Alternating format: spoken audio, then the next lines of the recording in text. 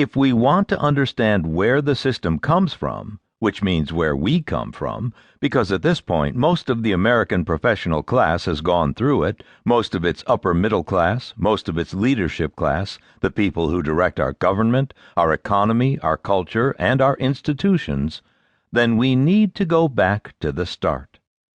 In fact, we need to go back before the start, to the Gilded Age, the last decades of the 19th century.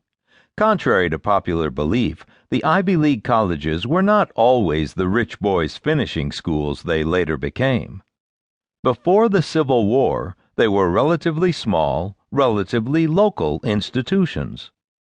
The few young men who went were certainly gentlemen's sons and gentlemen in training themselves, but a lot of rich boys didn't bother. And besides, in a largely agricultural society that was still fragmented into regional economies, there weren't that many rich boys to begin with.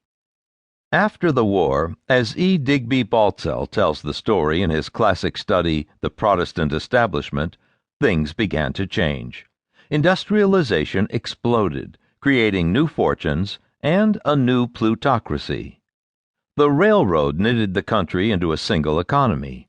The old regional elites became aware of themselves as a national elite and began to take steps to reinforce their class identity. New money needed to be socialized into gentility. All money needed to defend its social boundaries against the great unwashed, many of them Catholics and Jews, who were flooding the cities from southern and eastern Europe. Anti-Semitism and anti-Catholicism took hold in the upper class. The caste that Baltzell would eventually make famous as the WASPs, white Anglo-Saxon Protestants, another phenomenon we regard as eternal, but that dates in fact from this time, began to crystallize. Anglo-Saxon was very much part of the point. The English aristocracy, which the nation had rebelled against a century earlier in the name of equality, became the model for a new American aristocracy. The WASPs created a whole range of institutions for themselves. Exclusive resorts like Bar Harbor and Newport were up and running by 1880. The first country club was founded in 1882. Groton, not the first New England prep school, but the first to be established in emulation of the venerable English public, that is, private, schools, opened its doors in 1884. The Social Register began publication in 1887. The Daughters of the American Revolution was founded in 1890. Soon the aristocracy was fleeing the cities for new suburban enclaves like the Philadelphia Main Line. The country day school movement followed. One institution the WASP aristocracy did not create, but did transform. Now was the time when Harvard, Yale, and Princeton assumed the moneyed shape of legend, the Harvard of the Gold Coast of private dormitories, the Yale of Stover at Yale, a famous campus novel of the time, the Princeton of F. Scott Fitzgerald, which gentrified its name from the College of New Jersey in 1896.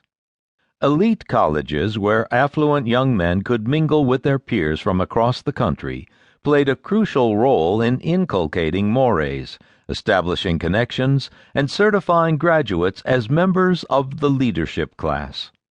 As colleges sought to entice a new kind of customer by dispelling their bookish image, extracurriculars, especially athletics, and most especially the manly sport of football, which was invented in its current form at elite schools at exactly this time, began to play a central role in campus life. Business boomed. Harvard expanded from 100 students a year in the 1860s to more than 600 by 1904.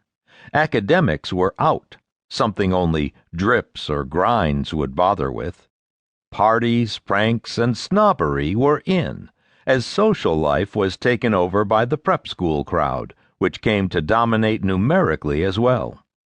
The Big Three, as they were baptized in the 1880s, became iconic institutions, in the words of Jerome Carabel, setting the fashion for campuses across the country. But soon there was a problem, as Carabel explains in